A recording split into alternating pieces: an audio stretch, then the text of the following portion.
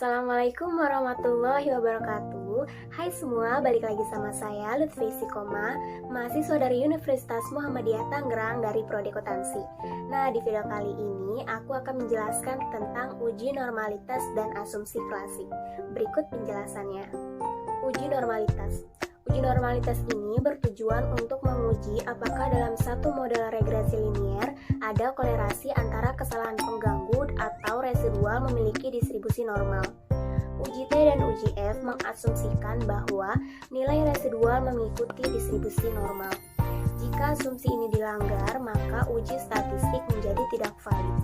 Cara menggunakan uji normalitas yaitu dengan analisis grafik dan analisis statistik. Analisis grafik histogram.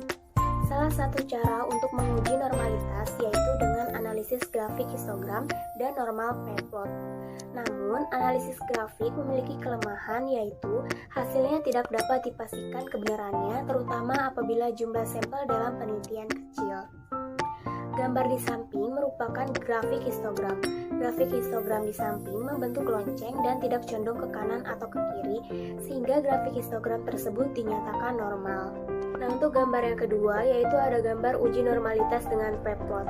Gambar di samping merupakan grafik p-plot.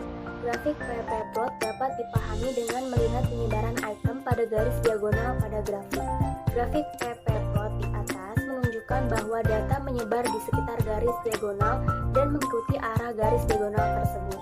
Dengan demikian, bahwa model regresi berdistribusi normal atau memenuhi syarat asumsi normalitas.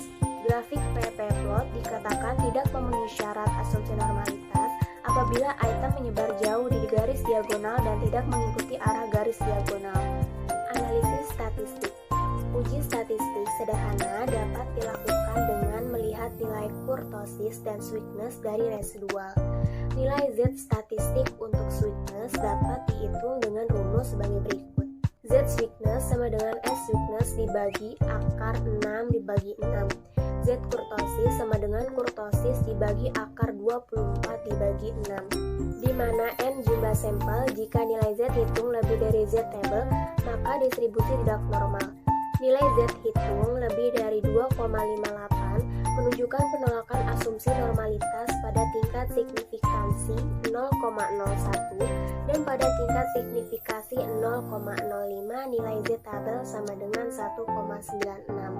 Deskriptif statistik.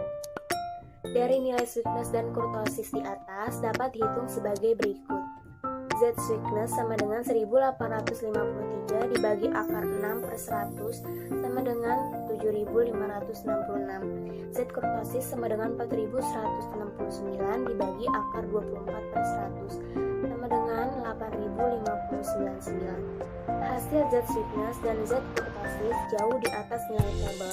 Simpulkan data residual tidak berdistribusi normal konsisten dengan uji grafik. Uji statistik lain dengan statistik non-parametrik Kolmogorov-Smirnov. Uji KS membuat hipotesis sebagai berikut. H0 sama dengan data residual berdistribusi normal. HA data residual tidak berdistribusi normal. Besarnya nilai Kolmogorov-Smirnov pada gambar di samping adalah 1861 dan signifikan pada 0,002, berarti H0 ditolak yang berarti data residual terdistribusi tidak normal. Cara deteksinya yaitu sebagai berikut. Jika signifikansi Kolmogorov-Smirnov tes lebih besar dari 0,05, maka residual data terdistribusi normal. Sebaliknya, jika signifikansi Kolmogorov-Smirnov tes lebih kecil dari 0,05, maka residual data tidak terdistribusi normal. Multikolineritas. Uji multikolineritas bertujuan untuk menguji apakah model regresi ditemukan adanya kolerasi antar variabel bebas. Cara mendeteksi ada atau tidaknya multikolineritas yaitu nilai R pangkat 2 yang dihasilkan sangat tinggi, tetapi secara individual, variabel-variabel bebas banyak yang tidak signifikan mempengaruhi variabel terikat. Menganalisis matriks kolerasi variabel-variabel bebas.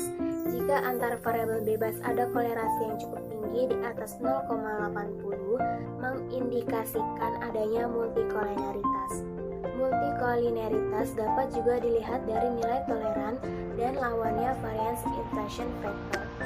Nilai yang umumnya dipakai untuk menunjukkan adanya multikolineritas adalah nilai toleran kurang lebih dari 0,10 atau VIF sama dengan lebih dari 10. Uji autokolerasi. Uji autokolerasi bertujuan untuk menguji apakah dalam regresi linear ada korelasi antar kesalahan pengganggu pada periode T dengan kesalahan pada periode T1 sebelumnya. Jika terjadi korelasi, maka dinamakan ada masalah autokorelasi, dan jika terjadi autokorelasi, maka model regresi menjadi buruk karena akan menghasilkan parameter yang tidak logis dan di luar akal sehat. Autokolerasi umumnya terjadi pada data time series. Autokorelasi umumnya terjadi pada data time series karena data time series terikat dari waktu-waktu. Beda halnya dengan data cross section yang tidak terikat oleh waktu. Cara mendeteksinya yaitu dengan A. Uji Durbin-Watson test. Uji Durbin-Watson adalah salah satu uji autokorelasi yang menilai adanya autokorelasi pada residual. Uji ini dilakukan dengan asumsi model regresi harus menyertakan konstanta. Autokorelasi harus diasumsikan sebagai autokorelasi first order. Variabel dependent bukan merupakan variabel lain. Dengan membandingkan DW hasil dengan DW tabel, HO tidak ada autokorelasi, HA ada autokorelasi. Hasil output SPSS. Dilihat dari gambar di atas, nilai DW sebesar 2,061. Nilai ini akan kita bandingkan dengan nilai tabel dengan menggunakan nilai signifikansi 5%, jumlah sampel 100, dan jumlah variabel independen 4. Maka di tabel Durbin-Watson akan didapatkan nilai sebagai berikut. Dari gambar di samping, nilai DW 2,061 lebih besar dari batas atas 1,76 dan kurang dari 4 sampai 1,76. Maka dapat disimpulkan tidak bisa menolak HO yang menyatakan bahwa tidak ada autokorelasi positif atau negatif. Lihat tabel keputusan, atau dapat disimpulkan tidak terdapat autokorelasi. Rantes.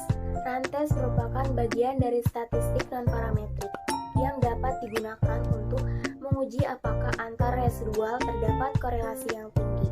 Jika antar residual tidak terdapat hubungan korelasi, maka dikatakan residual adalah acak atau random. Rantes digunakan untuk melihat apakah data residual terjadi secara random atau tidak. HO sama dengan residual random, HA residual tidak random. Cara deteksi jika signifikan lebih dari 0,05, maka regresi tidak mengandung autokorelasi. Hasil output SPSS gambar di samping menunjukkan bahwa nilai tes adalah minus 0,01299 dengan probabilitas 0,000. Signifikan pada 0,05 yang berarti hipotesis 0 ditolak, sehingga dapat disimpulkan bahwa residual tidak random atau terjadi autokorelasi antar nilai residual.